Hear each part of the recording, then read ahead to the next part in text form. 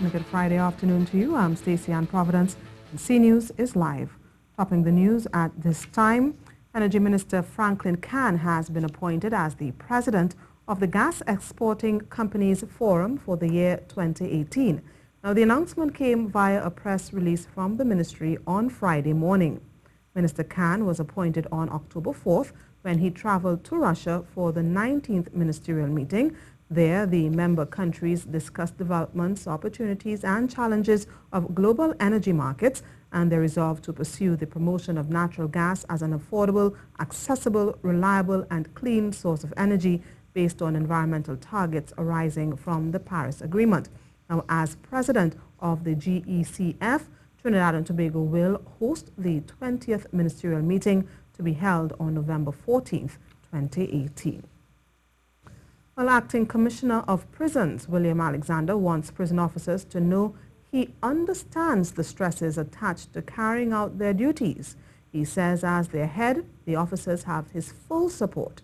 Mr. Alexander thanked them for continuing to perform their duties, even in the wake of increased attacks against prison officers. Who, notwithstanding several challenges, especially recently, have stuck to their task and maintained their oath in holding and treating their clients. Those who may be intimidated or feel pain at this time, your commissioner is in your corner. God is on our side. He made the comment before a joint select committee of Parliament this morning, which is currently undertaking an inquiry into the human rights of prisoners in remand. Now, Mr. Alexander said currently there are several programs geared towards rehabilitating prisoners to make them suitable to re-enter society after serving their sentence. We must recognize environment affects behavior. We have access to clinics that are available in the public space. We have programs that we have created to release the stress level. We have also embarked on programs to reunite the families so that they get this social support. National Flour Mills has recorded a 23% drop in profits after tax. This is for the 9-month period ending September 30th. Now, the profit fell from 29.26 million in 2016 to 22.55 million in 2017.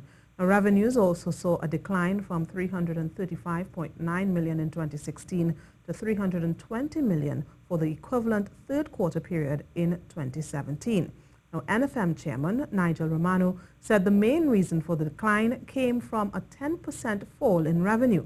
This drop in revenue, he said, was largely due to a decline in animal feed sales and the impact of a 29% increase in NFM's effective corporation tax rate. He said, however, that in spite of the depressed local and regional economic environment, the company was seeing progress in its export endeavors.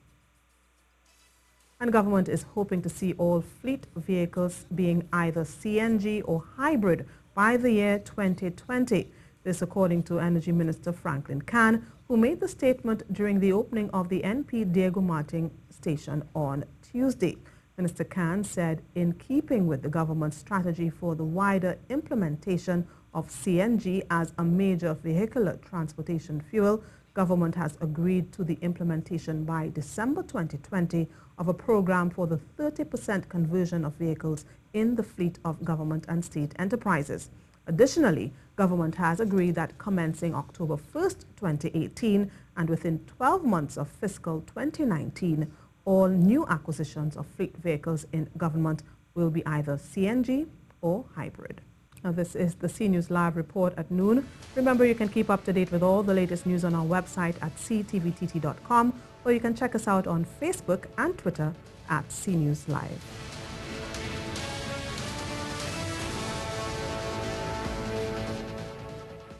The Yvonne Clarke will be heading to Las Vegas this month to represent this country at the International Miss Universe pageant. She was reinstated on Thursday afternoon by the Miss Universe Trinidad and Tobago Committee. Now, earlier this week, Ms. Clarke was stripped of her title by the local franchise holder Jennifer Douglas for allegedly breaching the signed contract upon winning the competition on October 21st. On Thursday, in a media release, the Miss Universe Trinidad and Tobago franchise announced that they have settled all issues concerning Miss Clark, and the franchise had decided to reinstate her as this country's 2017 Miss Trinidad and Tobago representative. Now, franchise holder Jenny Douglas has declined further comment on the issue, and all our calls to Yvonne Clark following her reinstatement went unanswered. The Financial Intelligence Unit of Trinidad and Tobago has signed a memorandum of understanding with the financial units of Sri Lanka and Cuba. The signing took place today in Argentina and was witnessed by Attorney General and Minister of Legal Affairs Faris Al-Rawi. The FIU Act provides the Financial Intelligence Unit of Trinidad and Tobago with the mandate to enter into MOUs with foreign FIUs, and the Ministry of the Attorney General says the Memorandum of Understanding allows the FIUTT to exchange information securely and enhance networking and cooperation with foreign FIUs in the fight against money launderers, financiers of terrorism, and other criminal organizations.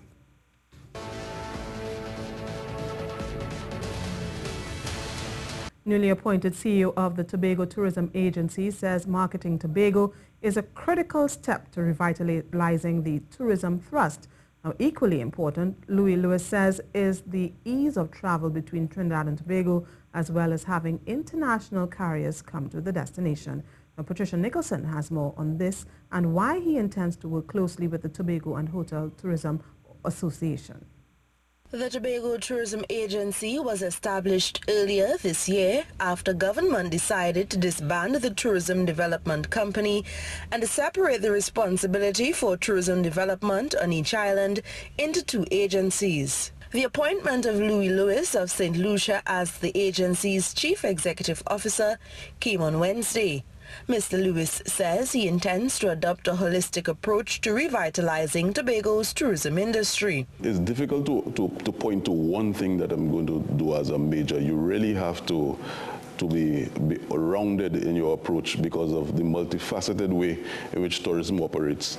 But a lot of what we do going forward starts with the establishment of what is Tobago, the brand. What do we want to sell ourselves at, how do we want to be identified in the marketplace? So you will see a lot of effort being spent on developing a brand, and very closely with that brand, it's a marketing plan that actually actions the aspirations of the people. He said a great marketing plan must be accompanied by an effective airlift strategy that allows those interested in Tobago to get to the destination easily.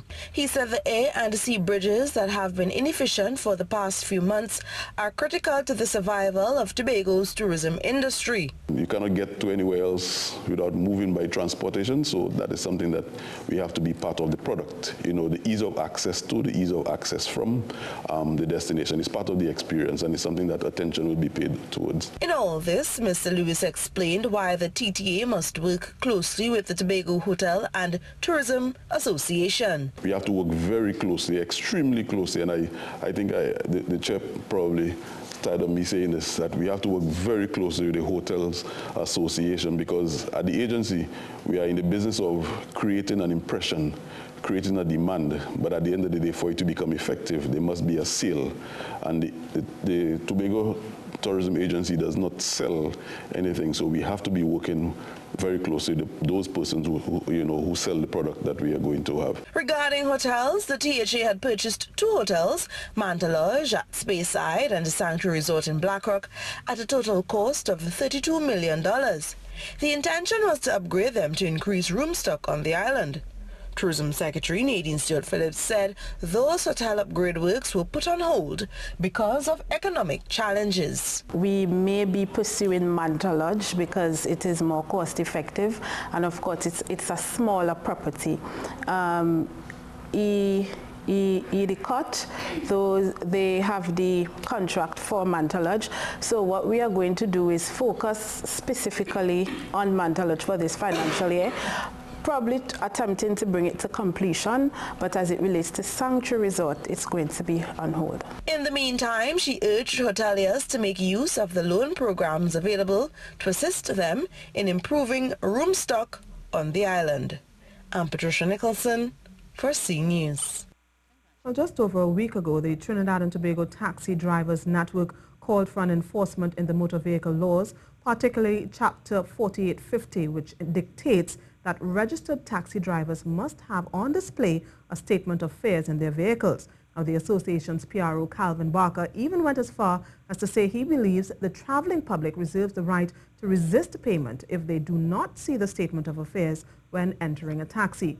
But why is a statement of fares important, and why is there a $300 fine for drivers who are found without the statement of fares in their taxi?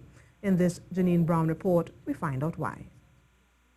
An increase in prices at the pump has fueled a hike in taxi fares.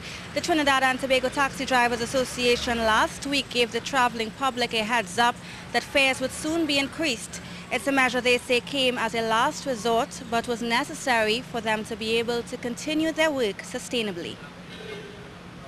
But ahead of these fare increases, the network's PRO Calvin Barker raised the concern of drivers not adhering to the motor vehicle laws of this land, which state drivers must display in their taxi a statement of fares. According to the Motor Vehicle and Road Traffic Act, Chapter 4850, taxi drivers face a $300 fine if found without the statement of fares in their taxi. With fares about to increase and some having already been implemented, it's advised that now more than ever commuters be on the lookout for the tariff badge when traveling.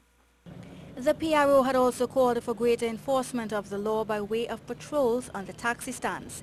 He said it's unfair to drivers who pay the fee to obtain the tariff badge to have to share the stand with these delinquent drivers.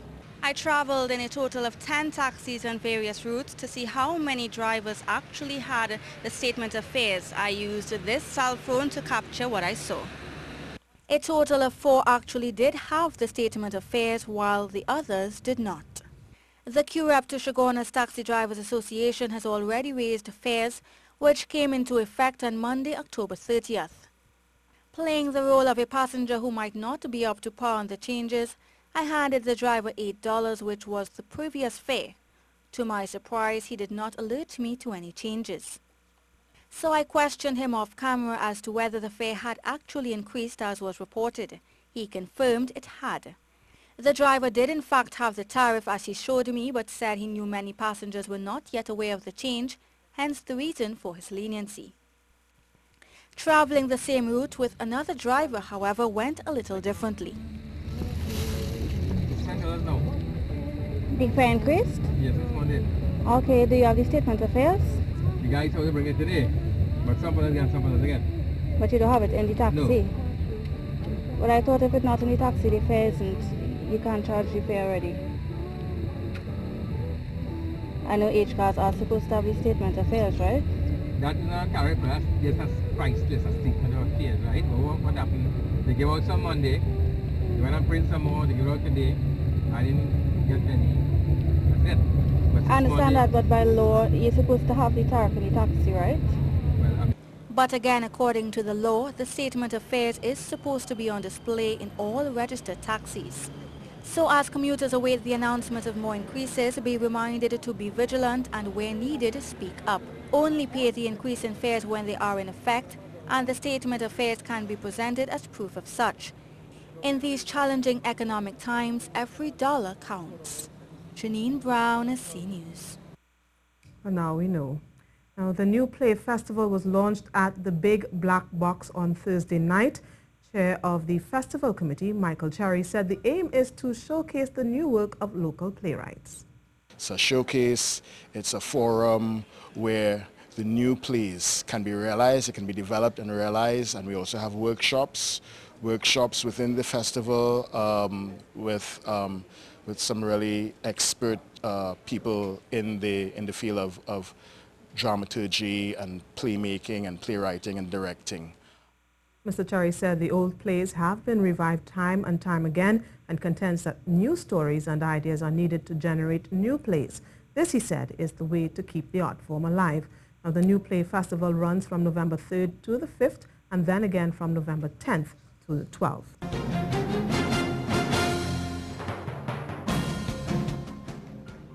Now to what's happening in sport. It's taken a while, but finally some movement on the ongoing situation at the Sport Company of Trinidad and Tobago. In an update, Sport advises that the PwC forensic audit is substantially complete and a draft report has been submitted to the Ministry of the Attorney General, under whose auspices the matter falls.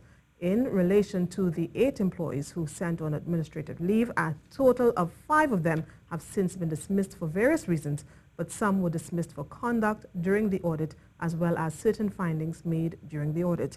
Now, no decision has been made to dismiss the remaining 3 employees whose contracts with Sport will run their course.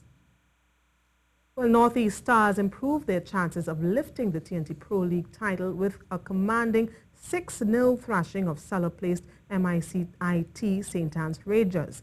The win stretches the Arima outfit's lead atop the standings to 9 points with just 3 matches left. Stars went to work almost immediately, and Rondon Wilchester opened the scoring on 15 minutes, Cleon John having no chance from that range. They came close again, but this time a well-timed tackle keeps it at 1-0 to Stars. Rangers tried to respond at the other end, but no worries for Derek King's men at the back. They were double up in the 33rd when Denzel Theobald's free kick bounces in just out of the reach of a sprawling Cleon John in goal for Rangers. Rangers, though, almost got undone again shortly after, but they somehow managed to avoid the ball crossing the line. But when you're down, wet paper could cut you, and Shane Sandy knows that feeling all too well, just as his attempted clearance slices off his shin and it goes in for 3-0 to Stars, who are both good and lucky here as they went to break with a nice 3-0 cushion. 6 minutes after the break, Stars went to work again, and the deflection from Kevin Villarreal's free kick wrong-foots John to make it 4-0 now. Stars. John was to blame here as his weak clearance starts the counter-attack, and Hakeem Garcia made no mistake with a fierce drive from close range for 5-0 now. Stars cruising. Then, as if saving the best for last, Stars would add a 6th as Jamal Francois finishes off this lovely through ball for 6-0 in the 76th minute. Rangers offered only token resistance in this one and were beaten long before the final whistle, leaving Stars to count another 3 points as they go 9 points clear of second place W Connection, counting 36 points to the 27 amassed by the Savanetta boys so far. And the WBC held its 2017 annual convention in Baku, Azerbaijan recently and decided to not be reliant on the AIBA, the amateur body which has ventured into the professional ranks. As a result, the WBC has decided to approach governments worldwide for assistance with an amateur nursery to create would-be champions in both areas of amateur and professional boxing. The WBC is in the process of establishing a parallel World Games to the Olympics, having recognized that there are over 30,000 amateur boxers, wherein AIBA services only 2,000, leaving 28,000 young men and women to seemingly fall through the cracks. Now, the WBC has structured a farm model by building a nursery for the nurturing of these young people, developing a curriculum to develop all the stakeholders, and in so doing, they have decided all their boxers will perform on both platforms. Well, that's it for sport.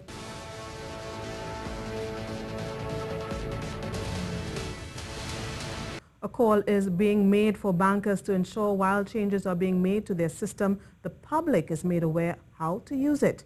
This call comes from the Central Bank Governor, Dr. Alvin Hilaire, who says transparency is a must. Dr. Hilaire addressed the Bankers Association of Trinidad and Tobago's 20th anniversary and launch of their Code of Banking Practice, which outlines measures aimed at improving the relationship between customers and the banking industry. He said while there are challenges in the banking industry, technology is changing and everyone must be up to date. Transactions can tend to become more complex and opaque. You know, sometimes you get the impression that you need to have a senior counsel to run you through the basic passbook account, a savings account, and it's this long and it's so complex. It is important for the banks and other financial institutions to commit to meaningfully simplifying their agreements and making every effort to ensure that their customers understand the terms and conditions. Meanwhile, President of BAT, Anya Schnur, called for upgrades to be made to the banking legislation in Trinidad and Tobago. She said these changes will improve banking, how local banks do business internationally. Among the private sector, that some of our legislative and banking systems are simply not kept pace with the changing global landscape. Few would dare to dispute the impact of technological changes in reshaping the delivery and consumption of financial services. It is for this reason that BAT hopes that the Electronic Transaction Act will finally be proclaimed in 2018. And that's how we end the CNews report at noon. Remember, for up-to-date and breaking news throughout the day, you can visit the CNews website at ctvtt.com. I'm Stacey Ann Providence, wishing you a good afternoon.